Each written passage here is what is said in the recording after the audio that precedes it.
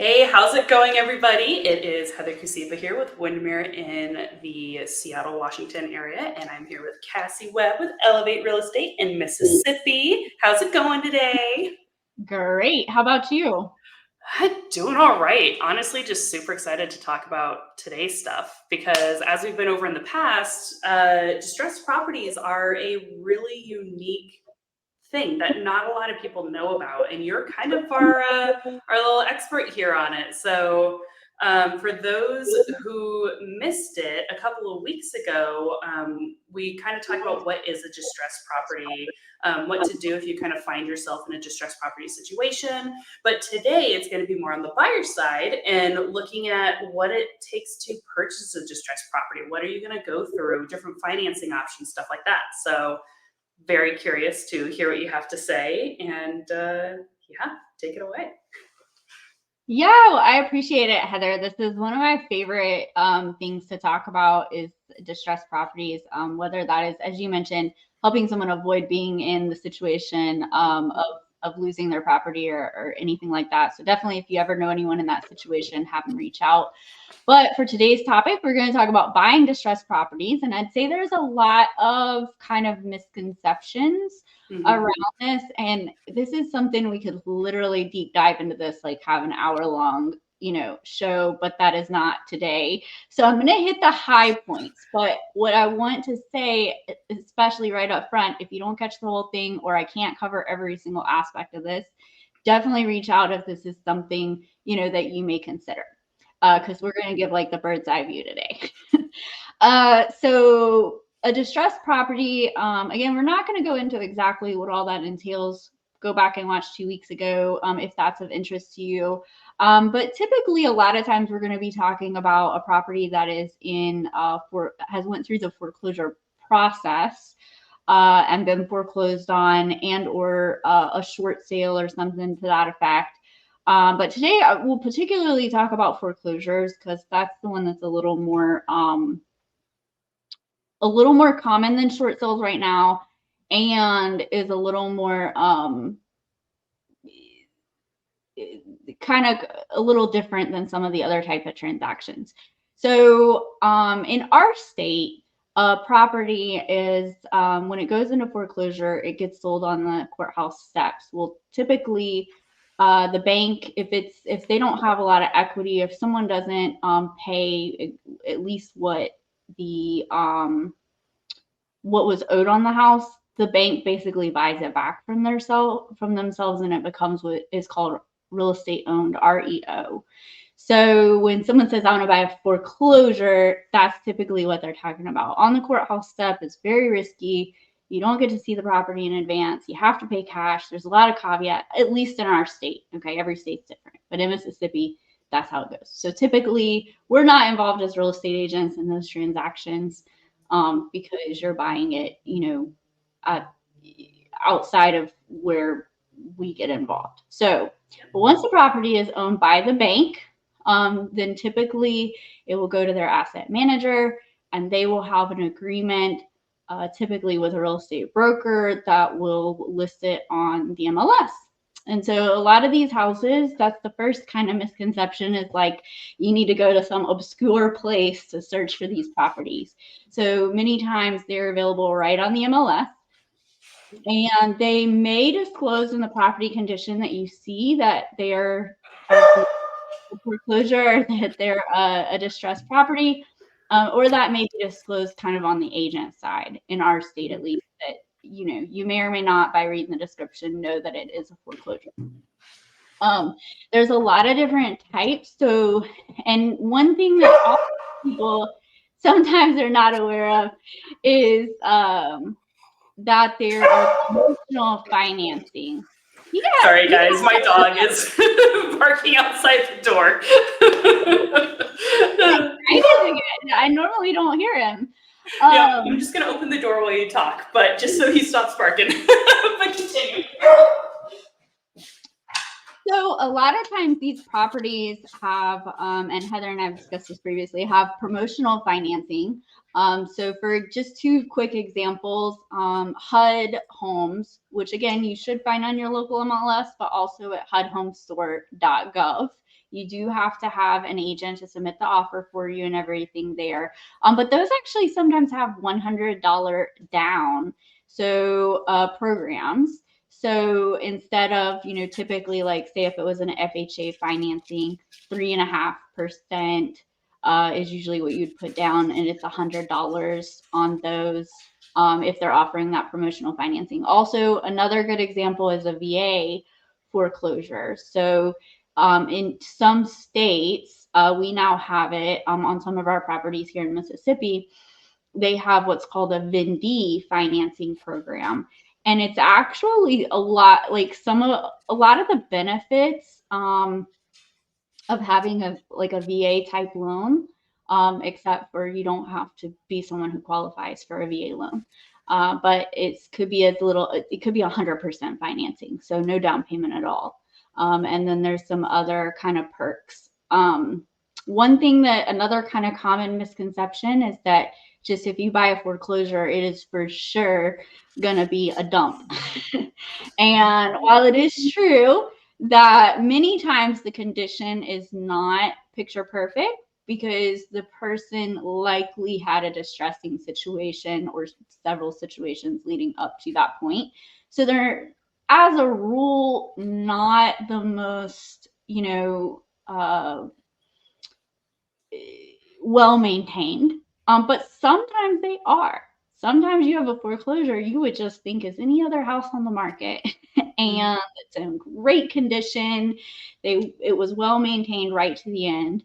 Another thing is, now again, not talking about if you buy it at the courthouse steps, but if you're buying something that's listed on the MLS, typically you're going to have, and definitely check with your agent on this, but you're typically going to have the same rights to inspections and everything that you would. Sometimes the utilities are on, and sometimes you do have to get those on, which most utilities companies will give you like an inspection period, so you don't have to pay all the deposits and connections. And it's specifically for this type of thing where you just need a few days to go in there and check things out.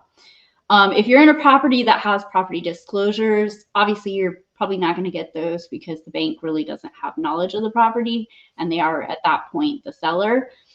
And then you have one thing that is a little bit different, and this is really hilarious, Heather, you're going to appreciate this, but like it'll be a July in Mississippi. It's like 110 degrees outside, but as part of their standard process, they winterize the property. So they'll actually to prevent, because it's just part of their process when they're getting the property ready for and securing it.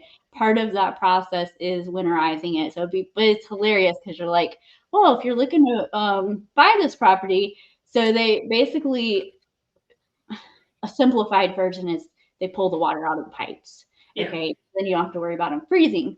But if you get your inspection and you get the utilities connected and you want the plumbing inspected and the water obviously now is in the pipes, but that is against their standard process. So you may be responsible for re-winterizing the property in July in Mississippi. Interesting. Yeah, because this again is part of the process. So but aside from that, there may be additional disclosures. A lot of times, if you are an owner occupant, you can get higher preference. And sometimes, especially like on the HUD homes, for example, they even have the initial time period is only for owner occupants or nonprofits, government agencies. But basically, it allows people who will actually be purchasing this to live in to kind of get first dibs on it and potentially even get it for a better price than an investor. So, but they can be a great option. So they can be a good option for people who maybe want a little instant equity, or maybe what they're looking for is a little bit out of their price point, but with the combination of it being distressed and or the condition may not be in tip-top shape, they may be able to get it in their budget, something that would otherwise be a little out of budget. And then it can be a great option for investors as well. And again, it's just, that's just going to kind of be like any other property evaluation that you would do. And let's see, I think I've run out of the things off the top of my head. But I know we're not going to take an hour today on this topic. So I want to hear, Heather, did you have any particular questions or kind of clarifications as I just like unloaded all that information? Yeah. The biggest question that I thought of is just, we've kind of talked about this before, but there's some differences between state to state real estate law, and there's some that are national rules. So when it comes to distressed property, to your knowledge, is it pretty much the same process from state to state, or will there be some shifts from state to state? So you need to talk to a real estate agent anyways, but like you need to talk to them more in order to figure out what the exact rules are in your area. Does that make sense? Yeah, that's a great question. I think that it should be pretty similar by the time that it becomes an REO, by the time it's actually real estate owned.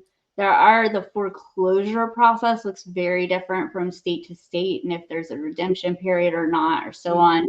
But I would think that by the time that it's actually real estate owned and listed on the open market, that is all past. However, it's very important to have an agent that is familiar and or is going to work with someone who is their broker or another agent that can walk them through the process. So that's but I can't speak for all the other states, but to my knowledge, it should be pretty similar. And when you look, for example, on that HUD-HomeStore.gov, like you can see some consistencies. Mostly it looks consistent state to state as far as the disclosures that they're providing, promotional finances a lot of times. Like for the most part, it should be very similar. Got it. Okay. Very interesting. God, aside from that, I don't know. I just find all this information to be super interesting. I don't have an extensive history with distressed properties like you do, so it's super fascinating to hear about it and hear your knowledge and what goes into it. And what's really funny is actually, so our chat that we had 2 weeks ago, actually became very relevant when I was talking to somebody a few days ago where they had a lot of questions about distressed properties. And I'm like, well, here's the basics of it. It was a real estate agent that was just getting into the industry, had some questions. And I just kind of had Cassie playing in my head. It was like, okay, so let me tell you a little bit about this, this, and this. I'm not an expert, but here's a little bit of information. And it was very helpful because she has a client that might end up going, having to go the distressed property route. So it was, it's really interesting to be able to learn that stuff from you, and because it is your bread and butter. Because I got to say, in our area, we just don't have a hell of a lot of them right now. We haven't really since 2008, 2009 era. So it's really interesting just hearing more details and the experiences you've been going through and just kind of the process. So thank you for sharing your knowledge. Yeah, absolutely. This is something that we didn't see a lot of. We're starting to see a little more, especially because there were forbearances and such during COVID. So we're still that's all unfolding. I don't think there's going to be just an absolute onslaught. People still overall have a lot of equity. So a lot of people are selling if they need to sell. However, it is something, I used to be able to pull a report for my whole state and there'd be like 2 properties on it. And now it's like a few pages. So yeah. Wide. So it's definitely something I think that, is going to become more relevant just because we're getting back to a normal market, and it's just part of a normal market that you have distressed properties. And because I kind of, cut my teeth, if you will, on the real estate industry in 2009, in 2010, primarily is like, I've dealt with a lot of these. I've bought distressed properties of several, a lot of different types of distressed properties. And then I've also helped on the buyer side and the seller side with a lot of different types of distressed properties. And the other thing I would say is, it can look pretty normal, get normal, financing and things. So while we did kind of talk about some promotional financing, is definitely a possibility that it may qualify for some type of just normal financing like FHA, VA, conventional, or we can talk about this next week. We're going to talk a little bit about my current remodel, and renovation loans is really a great option. If it does need a little more work, then you can take on right at that, or it doesn't qualify for a regular loan type. So that's all things we're going to dig into deeper here soon. And I'm super excited to continue the conversation. If anyone has any questions, definitely always feel free to shoot us a message, and we can answer it directly or talk about it here. So we always look forward to hearing from you guys. Yes, definitely. We encourage you guys to kind of hop in the chats and be able to interact with you guys real time. So whenever we can. So yeah, thank you so much, Cassie. I really appreciate it. I'm looking forward to next week and seeing the before, well, I guess just more of the in progress of your remodel. It's gonna be really exciting. Yes. Things don't always go as planned. It was supposed to be a grand reveal before and after, but the after won't quite be there yet. But we're gonna do a before and talk a little about the progress, and then we'll have our whole nother episode for the grand reveal. So yeah, and I feel like the progress is just as important too, because there's a lot of people who haven't been through a remodel. So knowing some of the headaches and the process and how crazy it can look halfway through the process is crazy important. So very much looking forward to that. All right. Well, thank you, Heather. And we will see you guys next week. Sounds great.